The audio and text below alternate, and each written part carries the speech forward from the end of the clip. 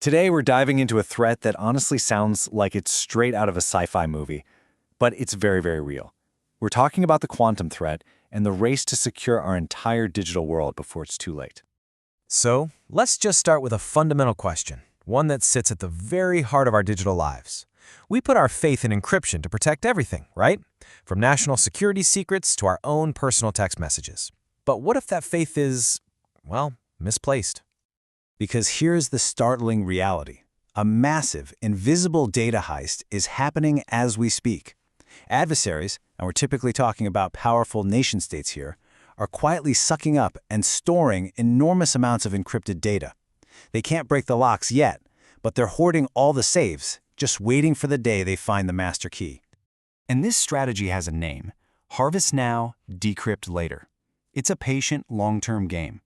The targets aren't just random data. They're going after the good stuff, the data with a long shelf life.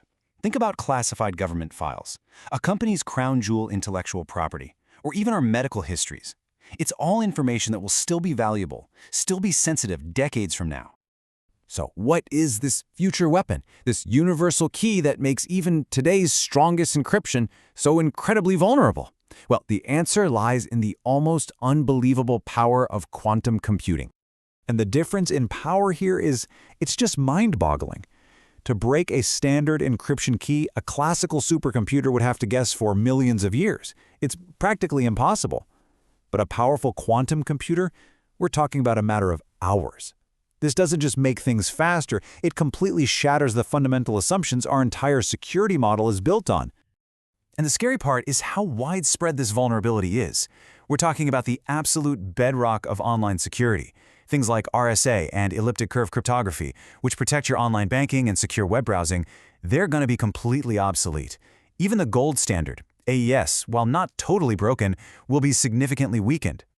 Faced with this, almost existential threat, some countries are deciding to make a really bold move. And Australia, interestingly enough, has decided it wants to be at the very front of the line. Australia's strategy is incredibly aggressive. Their Signals Directorate has set a deadline of 2030 for government agencies to switch over to what's called quantum-resistant cryptography. Now, that is a full 5 years ahead of its key allies like the US and the UK. It's a huge signal of just how seriously they are taking that Harvest Now, Decrypt Later threat. And this isn't just posturing. They are putting serious money behind this goal.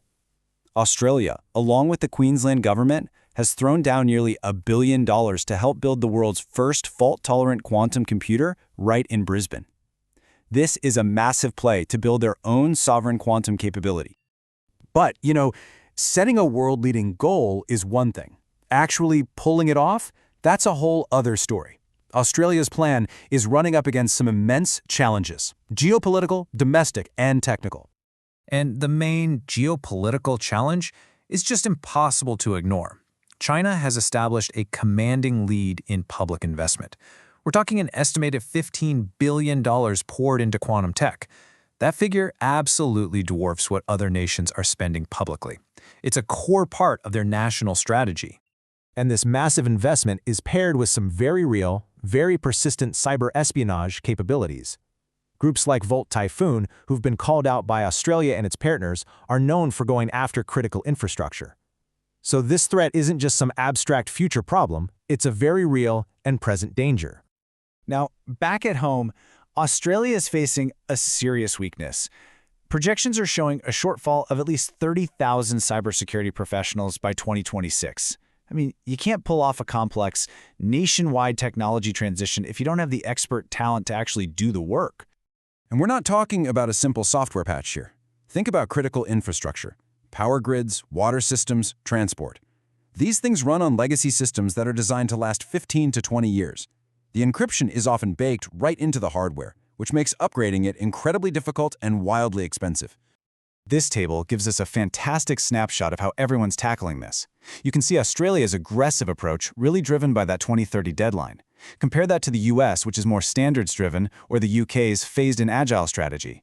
And then there's China, focused on sovereign standards and tech self-reliance, which, by the way, could risk splintering the whole global digital ecosystem. So with stakes this high and obstacles this big, what is the path forward? How does a country like Australia actually forge a quantum-proof future? Well, It all comes down to having a clear, actionable plan. Experts are pointing to what they call a no-regrets strategy. These are things that organizations can and should be doing right now. First, inventory. You can't protect what you don't know you have. Second, plan. Figure out a phased migration based on what's most at risk. And finally, adapt. Build systems with cryptographic agility so you can swap out algorithms as new standards emerge. And on a national level, this whole transition demands a massive, coordinated effort.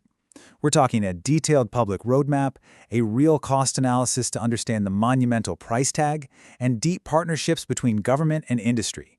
And critically, it means finally tackling that cybersecurity skills gap and securing the entire digital supply chain from top to bottom.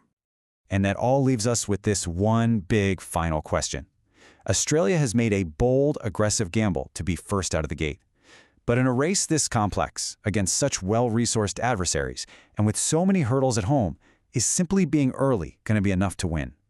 The answer to that question is going to define the security of our digital world for generations.